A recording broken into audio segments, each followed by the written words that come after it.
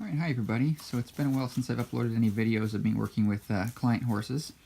And so this video was actually taken in June, and so now I'm just uploading it in August. This horse was I believe she was a 6 or 7 year old quarter horse mare. I actually started this horse, I think about 3 years prior to this. So would that be 2015 when I started this horse? And then she was here for about 3 weeks at my barn, and this is, I believe this is the first week of me working with her. And so I'll just talk you through some things that I'm looking for out of her. You'll already notice right off the bat that she's a little bit pushy. All I'm trying to do right here is get her to stand still. And so, but rather than trying to hold her or contain the horse, I'm looking to see if I can help her learn how to find a place to stand. All I'm doing right there with the rope is I'm just trying to have good timing to where I can kind of block, make it difficult for her to want to run off. See if she runs to her left right there.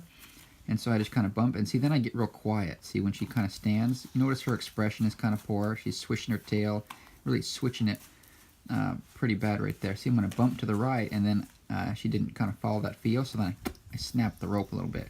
See, I offer the feel, good, and then I got real quiet there when she kind of straightened out and got soft and centered. And I kind of got real quiet right there. And so I'm trying to make it feel good to the horse to find that place to where it can keep its attention on me and relax.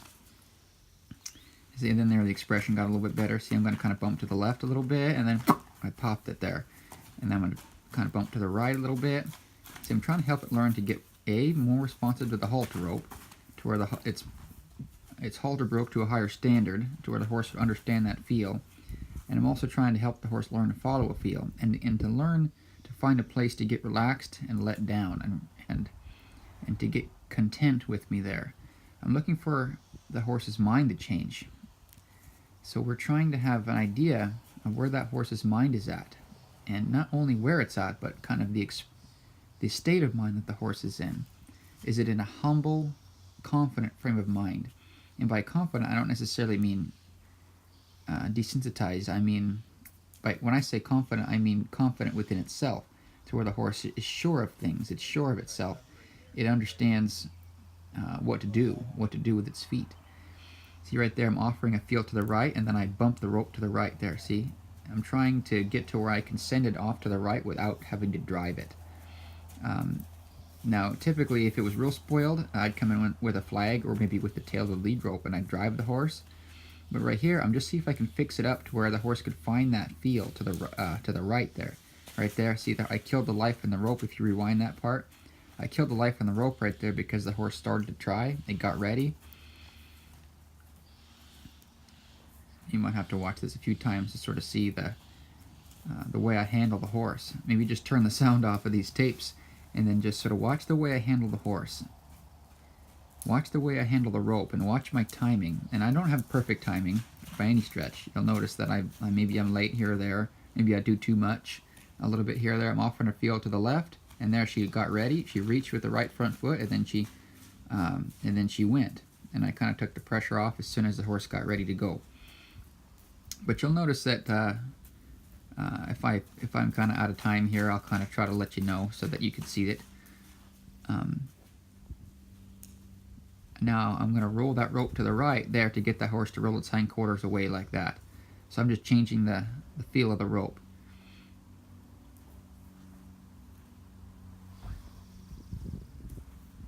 Right there, I'm going to walk around the horse and see if I can't keep its attention. See, it kind of didn't quite keep track of me there, so I kind of bumped it a little bit to my right. I'm going to walk around the other way. See if I can't draw its attention and roll that hindquarters over. The horse should step forward and through with the hindquarter. It kind of crowded me a little bit too much right there, so I kind of just asked it to teeter back. These are just little things that you could check out with your horse to see how well your horse is with you, how well your horse follows a feel, how well the feet operate. It kind of got a little closer, so I bumped it back a little bit. But you try to do things in a logical way. You're trying to get the horse to operate on a feel. So you try to see how little it takes to get these things done, and you try to see if you can do things in a similar manner to how you'd ride the horse later on. So there should be some logic to to what you're doing with the horse. See right there, it's kind of crowding me a little bit. It's walking forward more than what it needs to step forward and through.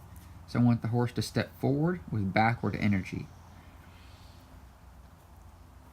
Forward with backward energy as it learns to roll that hindquarters over and break loose in the loin and hindquarter. So I want to draw the nose, but keep the weight on that left front foot. There we go. And then teeter back just a step. Now draw the nose. It'll roll over in the hindquarter and step forward and through with the left hind foot. You might have to watch these tapes a few times to see what's taking place in the feet. That's the benefit of your groundwork, is that you could see what's taking place in the feet. I kind of offered the feel to the right, and then it didn't take it, so I bumped it. And if you were to try this with your horse, I don't think it's going to work out very well right away, because you're going to try to make it happen. You're going to try to bump that rope to the right, or to the left rather, and it's not going to understand, because you have to fix it up and allow the horse to find it. It's got to be their idea. So you can just simply create a life. See right there, I'm creating a life, and I'm saying you find that circle to the right. See, you find it. I'm not going to drive you. I'm not saying you can't drive it. I'm not saying that driving it probably wouldn't be the most appropriate thing to do a lot of the time, to learn how to help it, because it's a herd animal, and the easiest way to get it to operate is by driving it. But if you're trying to get that horse to operate on a field, think about ways you can get that horse to where its mind goes where you need it to go. Can you get that horse to hook on to something, to the circle, or to whatever to you or whatever? I'm going to offer the field to the left. I'm going to offer again, offering, and I snap the rope a little bit. See, I can't drag it to the left. It won't work. It outweighs me. So I have to create a life and then allow the horse to figure it out. I'm trying to encourage the horse to think its way through a situation. I'm not trying to sack the horse out. I don't do a lot of sacking out or desensitizing or bomb-proofing or anything like that, because the whole notion of bomb-proofing is ridiculous anyway. You can't bomb-proof a horse. You can get a horse dull. You can get a horse to where it's quiet. But I want to see how well that horse can understand where to be with its feet. I'm going to bump it to the left right there, because I wanted to get it to stand still and wait. See, because it was starting to anticipate. And the horse that's anticipating is worse than the horse that's not doing what it's asked to do. There, I just want it to step over a little bit and then stop and wait. See if it can look. Oh, it's not quite thinking. I kind of snapped the rope a little bit there to say, hey, left. Look to the left. My left. There we go. And stop and wait and teeter back. Oh, see the horse went to the right, anticipating. And so the horse wasn't waiting, so I said, hey, I'm going to block you. There, and the horse waited. See the expression, the tail's still switching.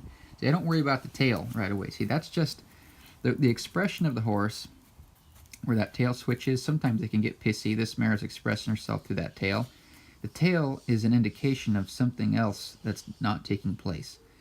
Usually what this horse that swishes its tail or gets pissy or chews the bit is the result of the rider or the handler not getting in time with the horse's feet. And so this mare has not been handled in a way where the person knew where the feet were at. And so now this, I think at the time of this filming, I think I only had worked it a few days. So we were just kind of getting things worked out. I don't even know if I'd ridden the horse at this point yet. So, but I think I have another video coming up where I ride the horse and work on a few things. But I'm trying to get the feet to operate. I'm not trying to get it to where it's used to things that I think it should get used to. See, that's what people do, see, is they try to desensitize the horse to everything they think it should get used to. Another approach you'll see is that people will lunge the horse, or in a lot of times nowadays they'll turn it loose. I got a round pin set up behind there, you can see, and people will turn it loose in the round pin, and they'll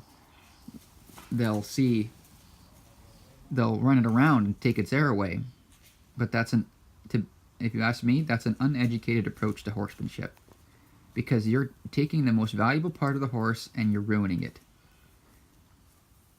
by wearing that horse out.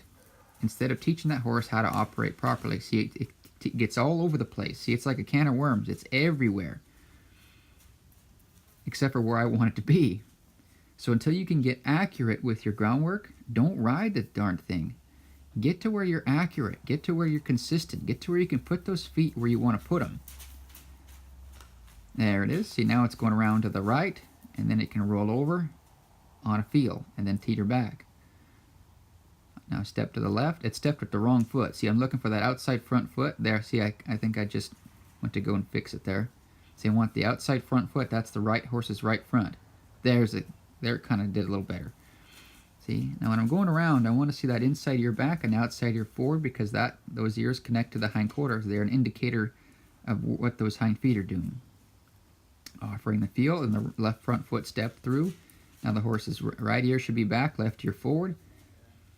That shows that the hindquarters are engaging onto the circle. So I'm trying to engage the horse onto the circle. Now I'm working on getting started at drifting those hindquarters.